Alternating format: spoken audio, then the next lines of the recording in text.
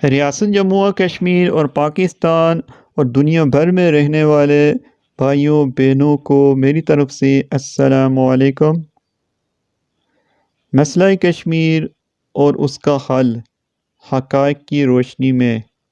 Video کو آخر تک دیکھیے گا اور کمنٹ باکس میں اپنی رائے کا بھی اظہار کیجیے گا۔ پاکستان کے شمال میں موجود وادی کشمیر آج سے نہیں برسوں سے لہو لہو ہے۔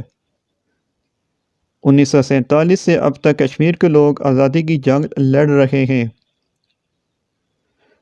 دو قومی نظریہ کی روشنی میں پاکستان تو بن گیا، لیکن کشمیر آج بھی آزادی کا منتظر ہے۔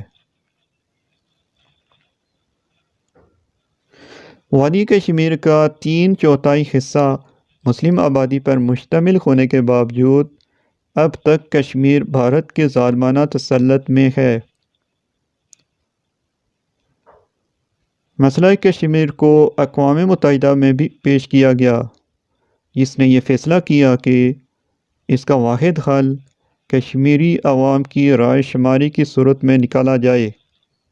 رائے شماری کا مطلب یہ ہے کہ کشمیری عوام کی یہ فیصلہ کریں گے کہ وہ بھارت کا حصہ بن کے رہنا چاہتی ہے یا پاکستان کی طرح ایک آزاد ریاست۔ بھارت نے آج تک کشمیر میں رائے شماری نہیں کروائی۔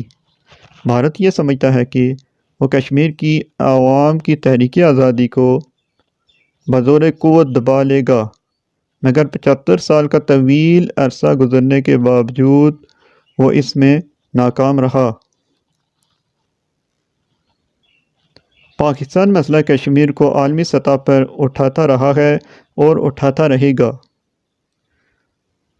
دنیا کی بڑی قوتوں کو چاہیے کہ وہ کشمیر کے مسئلے کو سنجیدہ لیں، انسانیت کی مزید توہین ہونے سے بچائیں اور کشمیر کی آزادی کو یقینی بنائیں۔